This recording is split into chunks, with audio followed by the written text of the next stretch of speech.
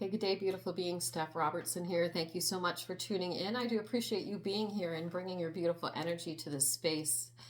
If you like my content, you can follow me on Instagram or please hit like and subscribe on YouTube. I do appreciate it so, so much. I am going to be doing a reading today. I've been guided by Spirit to do a reading from the Divine Animal Oracle.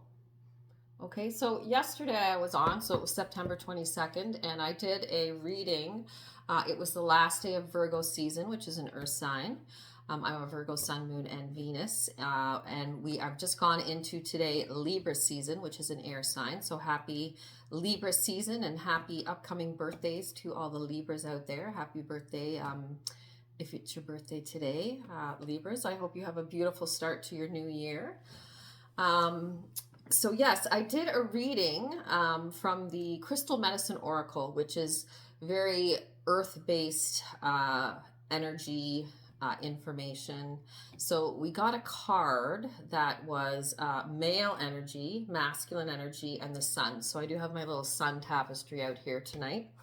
I do have some animals also. So there's a horse here. I don't know if you can see it very well, but there's a horse here on the sun tapestry. And I also do have out llama. This little amethyst crystal has a hummingbird on it, engraved on it. I don't know if you can see that or not. And then we also have hedgehog here. Okay. So that the card we drew, which had the sun, the masculine energy, it had angel number 11 on it. Talked about doing a little ritual or ceremony or meditation and connecting into Middle Earth and into your spirit animal to get some information, some messages.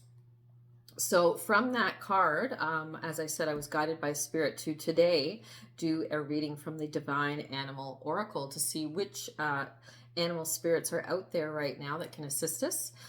So it is September 23rd, 2023. It is also the equinox or solstice. So happy equinox or solstice if you are in the Northern Hemisphere. You're going into the fall season. I live in Southern Ontario, Canada, so we are in the fall season here. In the Southern Hemisphere, you'd be going into the spring season. So happy solstice to everyone. I hope you're having a beautiful, blessed day. I spent some time today just talking to nature, just putting it out there to the universe, how much I appreciate this planet, how much I appreciate nature, the elements, sun, moon, stars, sky, planet, how I appreciate the earth, the water, fire, the air, the ether, north, south, east, and west, and above and below. Okay, so yeah, just a beautiful time here. As I said, we're going into fall in the Northern Hemisphere, so harvest time. I do live in a more rural area, so lots of kind of farm country. So I am very blessed and grateful for all the beautiful fresh food we have available. I do grow some of my own food in the summertime. I do try to keep my diet as fresh and as clean as possible. So we're just going to cleanse the area and the cards with the singing bowl today. I thought because we're going into an air sign season, the singing bowl is vibration going through the air. So thank you, beautiful singing bowl, for cleansing our space, for cleansing these beautiful cards. Please bless these cards with truth, honesty, and clarity. And thank you, Spirit, angels, and guides for being here for this reading. Okay. All right. So this is a reading for the collective. So you do not need to be any particular sign. You don't have to be a Libra for this reading. This is for any sign, anybody it resonates with. If it doesn't resonate with you, it just means that the reading is not meant for you, and that's okay. And it is timeless. So even though it is September 23rd, 2023, anytime you come upon this video, if it resonates with you, you can accept the energy at that time, okay? So thank you, angels and guides, spirits, for being here. Thank you for your love, support, guidance, all the beautiful wisdom you share with us. Thank you for being guided to share this information today with the collective. Thank you for the beautiful solstice and equinox. Thank you for the start of Libra season. All right, and there we got one. Oh, look at that. So we got horse. We've got a horse on this little mat. And we got horse. Okay. Horse is freedom, and it's card 24. Okay.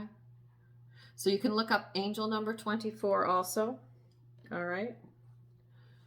I'm going to just move this in here a little bit closer so everybody can have a look there while I read the card to you, okay? And this deck is by Stacy DeMarco. It says, deep wisdom from the most sacred beings in existence. And I would completely agree with that. Amen. I believe all the creatures on this planet, are souls, beautiful souls, worthy souls. And yeah, I try my best to really respect and love and have compassion for, all creatures. So, okay, so number 24, horse, freedom. To be truly free, we must learn true independence. Trust yourself, as listening to people who may have other agendas is not the way to make good, clear decisions. Individuation from our parents is a natural process, although it is often fraught with difficulty on both sides. Your true power resides in your ability to always know you have a choice, and it is yours to make. It says, there once was a young king who lived in a castle upon a great hill, who had just been newly crowned, so he began looking for a queen. He was out riding one day and saw a woman who was riding her huge white stallion as well as, if not better, than he rode. Her horse flew across the fields, and the woman's hair streamed long and wild behind her. The king kicked on his horse and after some time caught up with her.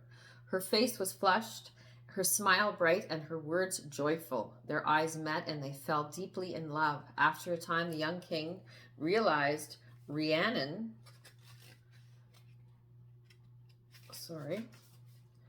for that was her name, who was loving, loyal, gentle, wise, and fair, was all he wanted in a queen. He asked her to marry him, and she accepted with grace. Rhiannon's responsibilities as queen would now be taken over from the queen regent, and while it would be natural for the mother of the king to be pleased on her son, secretly she was vastly jealous of her usurper and resented her loss of personal power. Soon a beautiful blue-eyed son with a star-like birthmark on his leg was born. To protect him, Rhiannon kept her baby with her as she slept in her chambers. One morning when Rhiannon woke, her baby was gone from her, and in his stead was a great deal of blood. She screamed in horror. The queen regent yelled, "Look, she has killed her baby. I knew she wasn't to be trusted." Rhiannon insisted the baby had been taken, but the queen regent was not to be convinced. The king asked Rhiannon where the baby was, but she confessed she didn't know. Rhiannon's son had been kidnapped by the queen regent in the night. She had killed a chicken and used its blood to make the scene against Rhiannon. The queen regent had decided to raise the son as her own, and he was safe but hidden. Rhiannon was put on trial, and she made no defense, and so was found guilty of her son's murder. The king, still so in love with her, could not kill her, but instead sentenced her to a job that would bring huge shame to her every day. As the castle was up on a high hill, visitors were given a horse to travel to the top. Rhiannon's new job was to take the place of one of the hard-working horses and carry people to the top of the castle on her back. Every day she struggled with her guilt, never raising her head. She slept in the stables with the horses, curled up and crying. Rhiannon gradually became aware of the importance of the work the horses did beside her. People couldn't get to the castle without them, and they bore the work with strength and focus. She also realized that the horses were set free at night, and they ran, played, loved, and foraged, mindful of that moment. She decided that she too would follow their example, bearing the guests with strength and focus, and enjoying her freedom at the end of the day instead of hiding in shame. On one of those evenings' walks, she saw the queen regent playing with a little boy in the lower courtyard of the farm. He was on a small pony. She thought the king must have remarried quickly. The small boy lost his balance and fell. The queen regent checked him over for cuts, and as she did so, the little boy's trouser leg was lifted, and there on his leg was a birthmark in the shape of a star. Rhiannon realized this was her own son and that she had been tricked. She called the local people together to witness the boy and confirm the mark on his leg. Happily, the king had not stopped loving Rhiannon and reinstated her as queen, banishing his mother into exile. Rhiannon never forgot the lessons of the horses who had worked beside her, and from then on, no horse was a beast of burden in their kingdom, but instead a symbol of power and freedom. Mythos about horses or featuring horse deities encircle the world. excuse me, wherever horses were found or heard of. Deities linked to horses include Epona, Etienne, Apollo, Poseidon, Resheph, Suna, Odin, Neptune, and Equester.